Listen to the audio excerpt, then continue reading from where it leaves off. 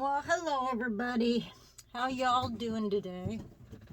Been going over the book here. Now, I need to make a disclaimer first. I am in no way a professional. I'm not even a facilitator. I didn't bother to take the 6-week course. I could, but I don't know, with the coronavirus going on right now, it's hard to say whether they're still doing them or not. But all I can do is teach you what I've learned, and maybe you might even get a little more out of it than I did. I have taken the course 3 times,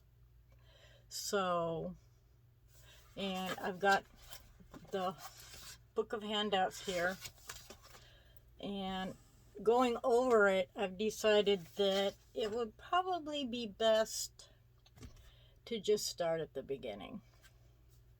So, I'm not going to read the story. I mentioned before that it is pretty long, but you can get it online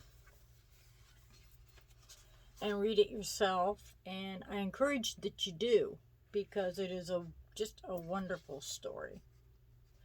Okay, so to begin with, we have the key concepts, the 5 key concepts, which is hope, personal responsibility, education, self-advocacy, and support, and there's also healthcare and medications. So to begin with, we can start with hope and think about things that give you hope. Simple things like books, movies, YouTube channels, anything that gives you a little glimmer of hope. I found hope in movies like Steel Magnolias, Little Bub, the cat Little Bub, gave me hope, because despite all her shortcomings and problems, she still managed to be a very playful, loving cat. And you can see that in the videos. I don't think that those videos were like photoshopped or anything like that.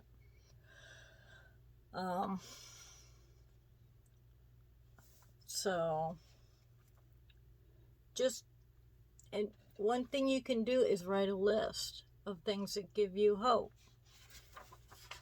I don't know if I did that in here or not. I probably did, and it's probably further down the road.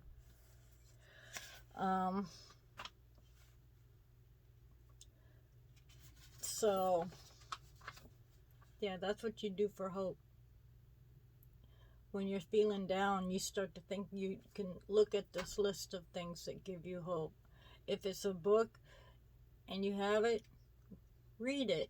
If you don't, find it online or go to the local library, pick it up and read it. If it's a movie, watch it.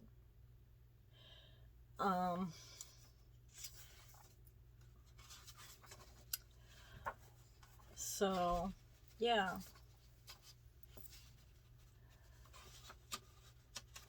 The story of Kate will give you lots of hope. I mean, that woman went through it. She went through the grinder, let me tell you. She ended up in a asylum. They didn't call them institutions or whatever they're calling them these days. She was in an actual asylum where basically they just locked you up and forgot about you. And it's been a while since I've read the story, so I'm just going by what I remember.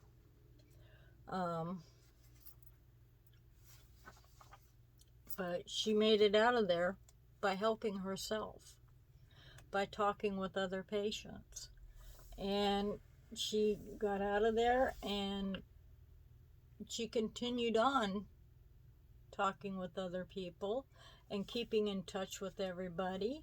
After she got out, she would send cards and this and that. And by the end, when she passed away, they had to have like 2 different services for her because there were just so many people that wanted to be there. So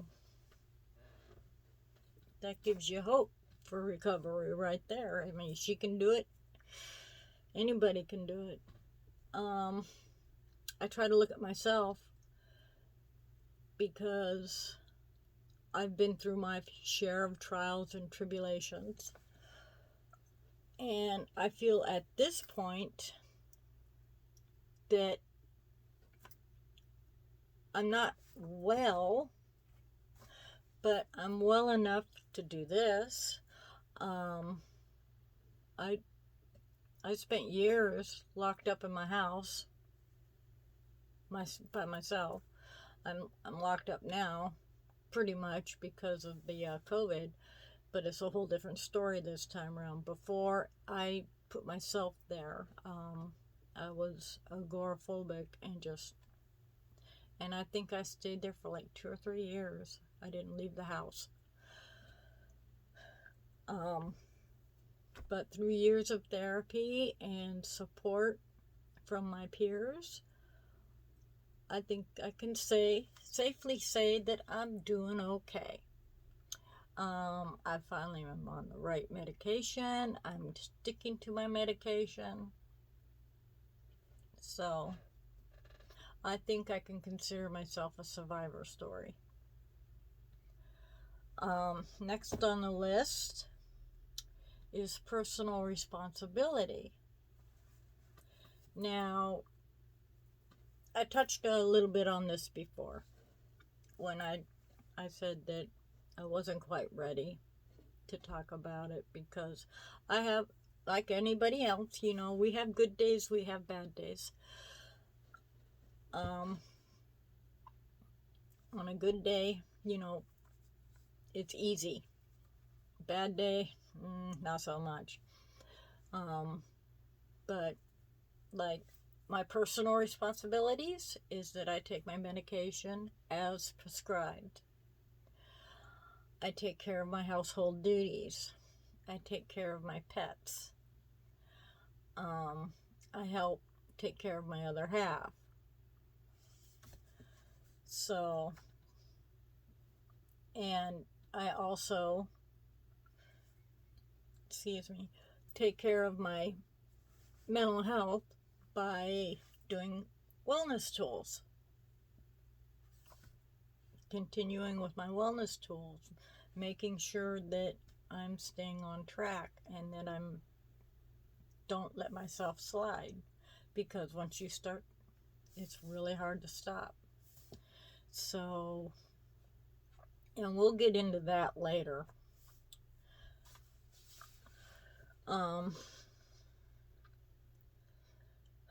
Let's see here. Like,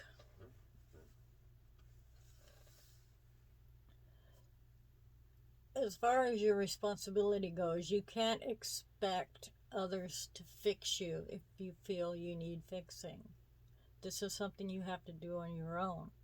The doctors and the therapists and psychiatrists, they're there to help, but they're not there to just give you a magic pill.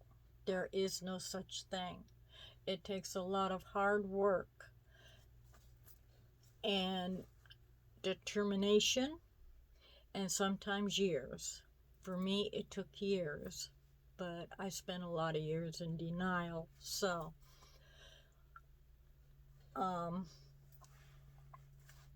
that's another responsibility, is you have to be responsible for your own treatment.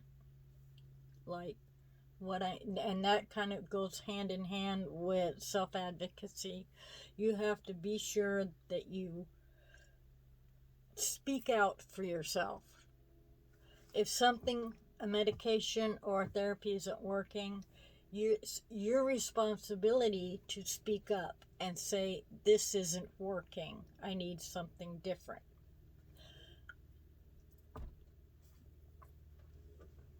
You have to excuse me. I'm not used to teaching things. So we could go on and on and on about personal responsibilities, but I think you're getting the idea. You are responsible for your own self, your self-care, your surroundings care, and the people around you. Now, the people around you, you're not so much, you're responsible for keeping in touch and letting them know how and they can support you, and if they need support, you can support them. But mostly you need to be responsible for your own self-care, your medical needs, your dietary needs, hygiene needs, all those. That's your responsibility.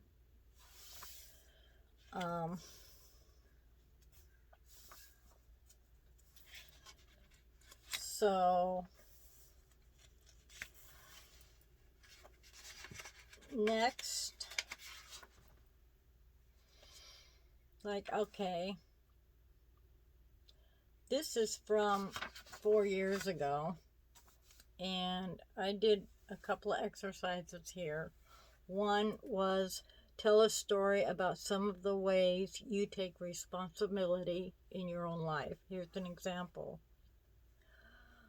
One way I take responsibility in my own life is I take care of my own housekeeping and hygiene. I can't get help, so despite the pain, I have chronic pain, I will sweep and clean the house. I also make sure that my meds are in order and take them as prescribed. That's one thing I cannot say enough. And if you feel the meds aren't working, you need to tell your doctor.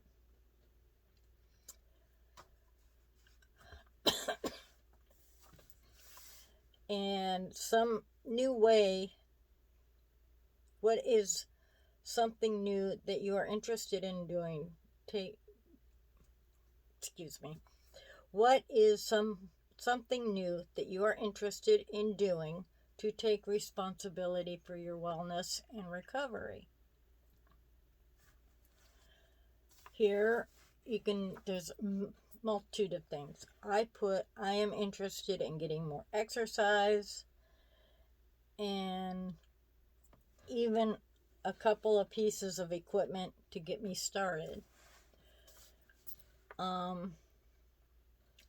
That can be a goal also, to help with your recovery and your wellness, is exercise, diet, and things like that. See, this isn't just for mental health or drug and alcohol recovery. This is for everybody. Everybody could take something away with it from this. Everybody needs to be responsible for their own wellness and health. So, and I'll admit, I haven't really gotten the equipment, but as you can see, I don't really have any place to put equipment. So that's one thing you can do. You can be responsible for changing your diet if you need to lose weight or if you need to gain weight. Health, exercise, just walking. I try to walk a little bit every day, even though it's hard because I have arthritis in my hip. I have a old lady's disease, arthritis in almost every joint. especially in my lower back and my hip and knee. So I have a lot of pain, but I try to wade through it and try to walk some every day, get some housework done every day.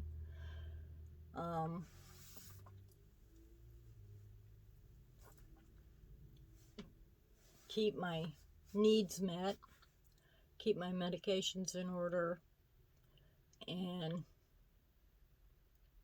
that's about it, you know. Like I said, you can make a list as far as responsibilities go and as far as hope. Make yourself lists. Lists are always good for these kind of things. As far as responsibility goes, you can make two. You can make a list of what I am responsible for and then what I want to be responsible for. Like, I want to be responsible for getting more exercise, changing my diet, that kind of thing.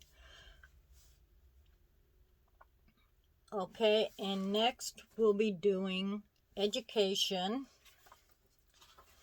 and self-advocacy. I'll save that for the next one. Until then, like I said, look up the story. It's called A Story of Hope. Yeah. Remembering Kate, A Story of Hope. It's by Mary Ellen Copeland. And you can get it at www.mentalhealthrecovery.com. That's www.mentalhealthrecovery.com. And you can also get these handouts.